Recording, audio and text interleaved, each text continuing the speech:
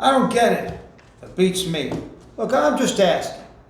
Okay, yeah, so maybe we need to avoid being self-absorbed with first world problems. We need to put our money where our mouth is. To take on high-stakes issues that affect everybody, including developing countries. You know, like the wealth gap created by billionaire globalists. We can't rely on famous people who want to lecture us. You want to lecture me? How about you take care of problems in your own backyard first, huh? How about you make the sacrifice you expect from me? But if you're going to complain about a smaller, nonsensical first world problem, why can't we quickly solve it to show we can then mobilize on the bigger things in life?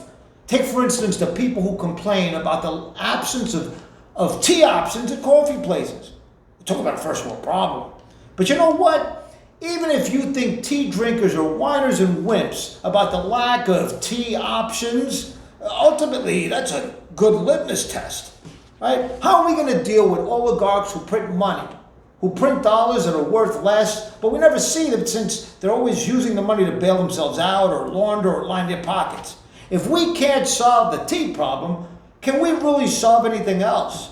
I'm not much of a tea person, but in fairness to the tea drinkers, are you trying to tell me that even with the different flavored tea options that these companies now carry, and with the advantages of tea bags only needing hot water and no brewing machine, a coffee place can't make tea available to tea drinkers? Come on, give me a break. Wouldn't the tea cost be so low, you get a higher rate of return on your investment serving tea at a coffee joint? I would probably encourage people to drink the tea. Maybe I'll strike it rich. Look, we might even be underestimating the number of people out there who don't drink tea because they don't provide the options. Who would drink the tea if the options were there?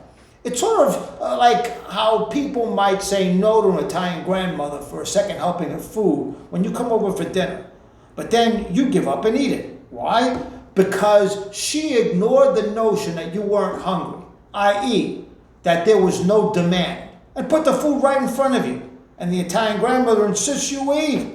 Not to mention her husband, the Italian grandfather, who insists that you drink another glass of wine. And what do? You eat that second helping, and you drink that second glass of wine. And the tea the tea drinkers, they don't get that prospect of being offered tea. Yeah, that Italian grandma and grandpa, they're like economic indicators with a crystal ball. They know the supply and demand by intuition. Like they're asking in microeconomics, how much of something do you need to be offered before you become indifferent to it? Okay, well, but how am I supposed to become indifferent to something if you never offered me the tea in the first place? Maybe if we learn that lesson about tea drinkers and respect their rights, we can be more easily applying the concept when the stakes get bigger. Hey, this might be the tip of the tea bag as to what America is supposed to be all about. And maybe we need another Boston Tea Party. But this time I say we dump coffee in Boston Harbor.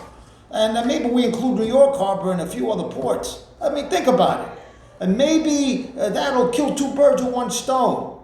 It'll get the coffee place to serve tea, and remind the oligarchs hiding in the government, the banksters, royalists hiding in the Federal Reserve, and the shady, shadowy sovereigns in Switzerland that tea is how we started and won that first revolution.